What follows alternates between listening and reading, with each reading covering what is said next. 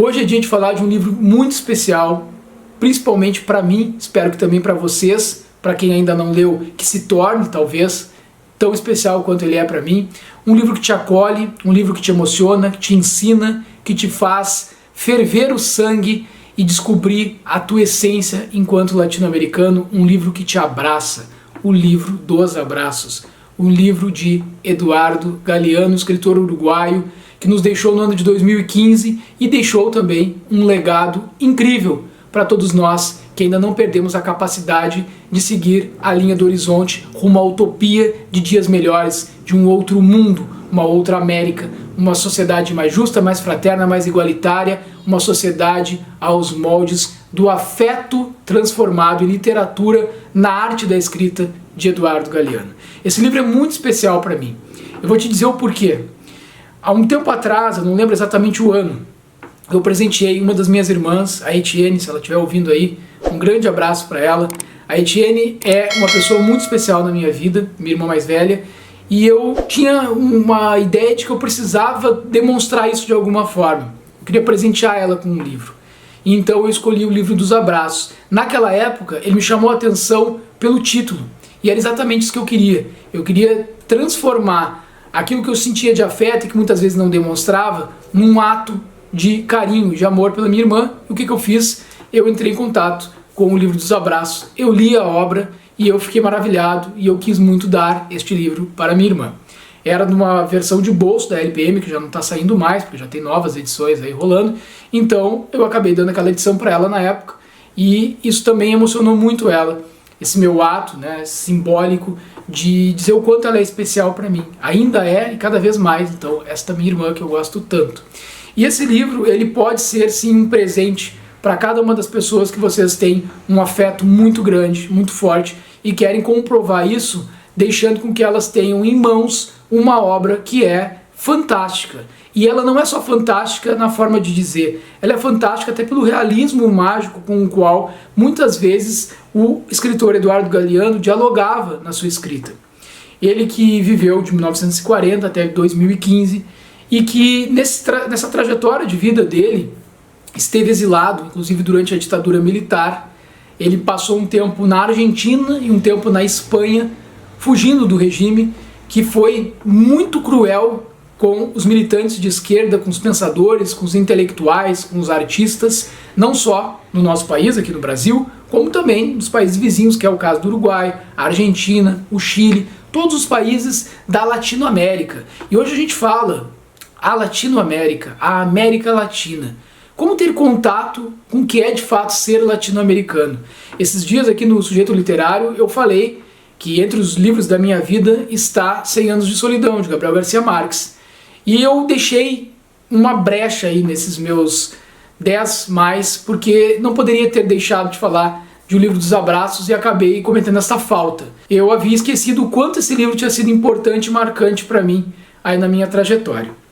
É um livro que ele rompe gêneros literários. Ele é uma poesia em alguns momentos, ele também tem um texto que se transforma em crônica, ora é conto, onde a gente tem textos aqui em torno de um parágrafo, uma página, 2 páginas no máximo. A gente tem histórias que são narradas por esse que era um dos maiores contadores de história de todos os tempos, que foi Eduardo Galeano. Então, as conversas que ele tinha com pessoas, desde escritores conhecidos, então próprio Cortázar, ele cita aqui várias pessoas que são da nossa relação enquanto leitores da literatura, mas também fotógrafos, artistas das mais variadas formas de se fazer arte, músicos, poetas, e tudo isso nos parece algo incrível porque é uma forma de ter um relato destas pessoas através da voz de Eduardo Galeano, como se ele tivesse nos convidado para tomar um mate, sentado, e ali estivesse nos contando histórias.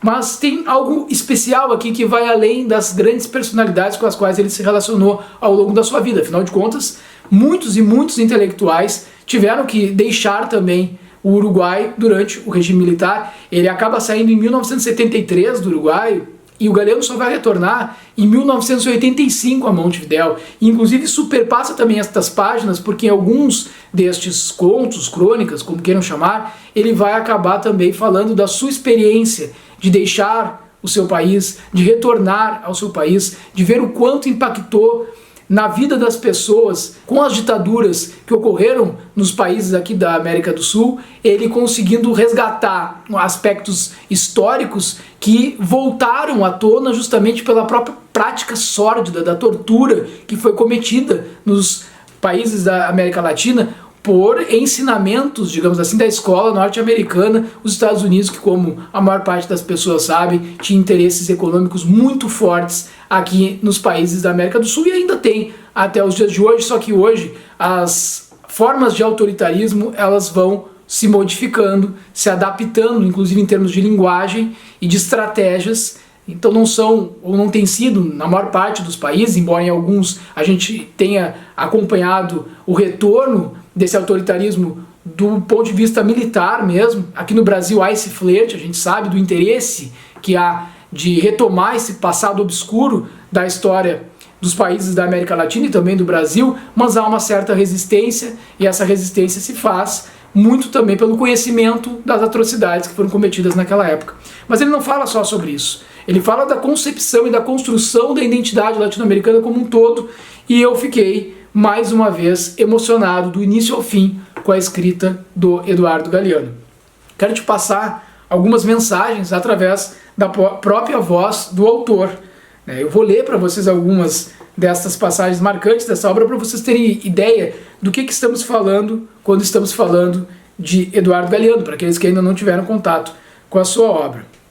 O texto que se chama Profissão de Fé e fala: sim, por mais machucado e fudido que a gente possa estar, sempre é possível encontrar contemporâneos em qualquer lugar do tempo e compatriotas em qualquer lugar do mundo.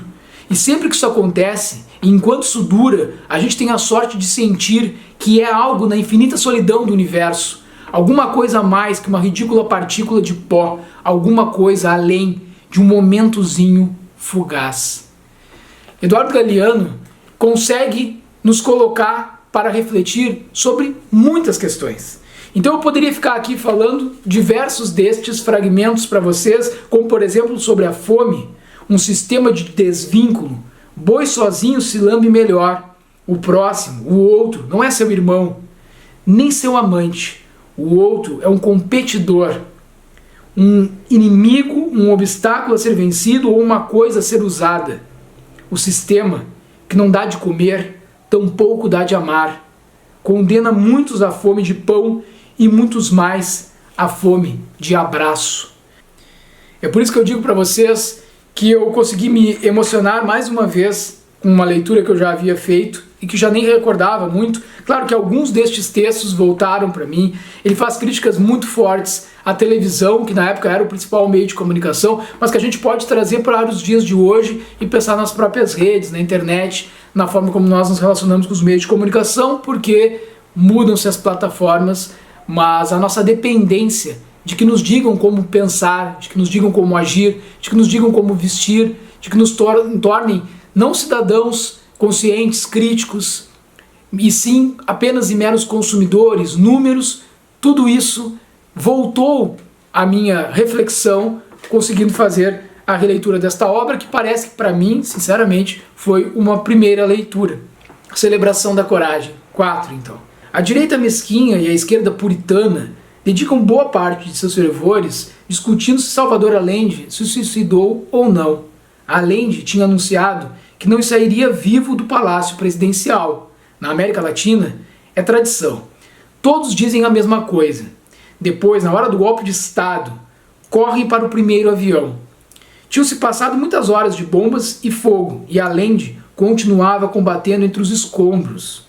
Então chamou seus colaboradores mais íntimos, que resistiam com ele, e lhes disse: desçam, que eu já vou.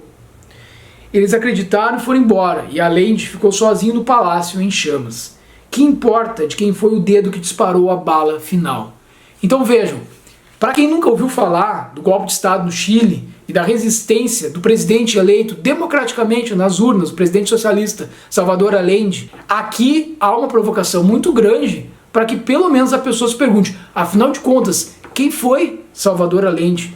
Por que ele resistia a este golpe de Estado?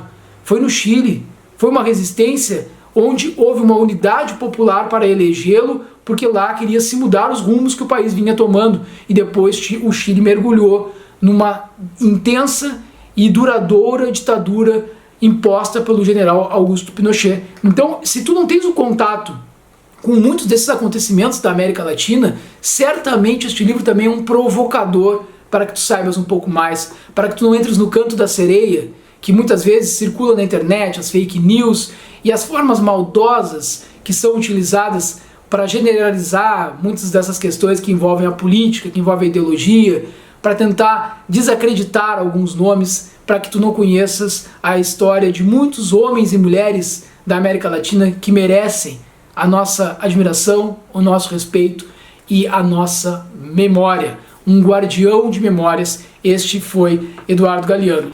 Então é isso, pessoal, vou encerrar o vídeo de hoje fazendo esse convite muito especial para que tu leias a obra O Livro dos Abraços de Eduardo Galeano. Pode escolher esta versão, que foi a que eu li, que eu recebi na parceria com a LPM, na verdade eu reli, né, como já expliquei para vocês, ou nesta outra edição aqui, a edição de bolso, que é uma edição econômica, uma edição que tu podes colocar na tua bolsa, na tua mochila, e aí certamente vais lendo 1, 2, 3 fragmentos. É muito legal esses livros que nos dão essa possibilidade.